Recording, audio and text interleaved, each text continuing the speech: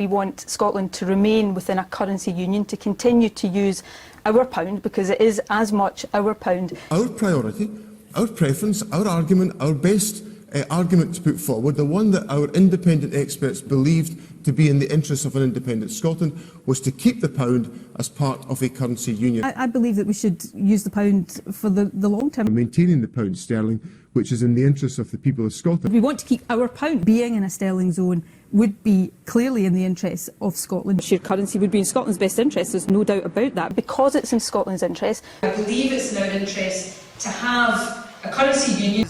There are very good reasons why it's in Scotland's interest. Shared currency suits the interests of the UK as much as it does an independent Scotland. The reason why we continue to set out the arguments for a currency union is for the very simple and obvious reason that it's the best option for the people of Scotland. It makes sense for us, it makes sense for the rest of the UK. My priority is to ensure that Scotland retains the pound as part of a sterling zone. That couldn't be clearer. We are what is known in economic terms as an optimal currency area. That would give us the advantage of being able to operate in an integrated financial services market.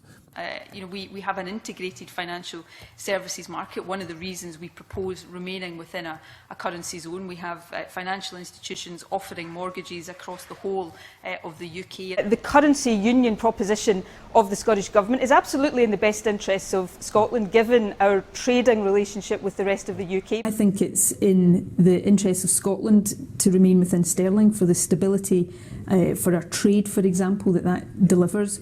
The currency union would enable us to use the same currency to be able to trade across the border without increased costs. It makes sense for Scotland because of cross-border trade. It makes sense for the rest of the UK for stability for us to remain within a currency union. England is our biggest export market. It would make no sense to ask and expect our companies to change money to trade with England. There are strong advantages in having a currency union because it allows the businesses of England and the rest of the United Kingdom to trade as effectively with Scotland as they do just now, and for Scottish companies to trade with the rest of the UK as effectively as they do today. And a shared currency would not just be in Scotland's best interests, it would also be in the best interests of other parts of the UK. Why do I say that? Well, two principal reasons. Firstly, Scotland is the second biggest export market for England, and England is Scotland's biggest export market. So unless we want to incur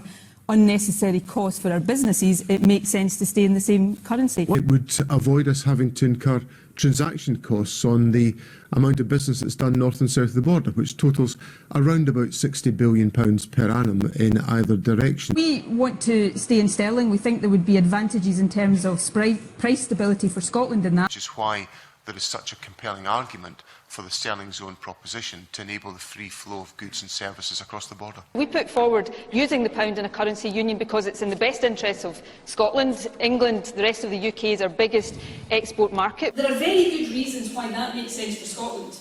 Chiefly our trading relationship with England. England's our biggest export market. It would make no sense to have to change currency to do trade with England.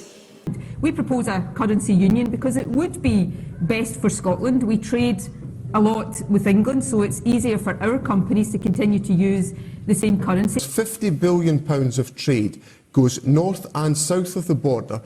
If Scotland was in a separate currency to the rest of the UK, businesses in England would face additional costs that they don't currently have to pay of a conservative estimate of about £500 million every year, the costs associated with changing currency in order to export goods into Scotland.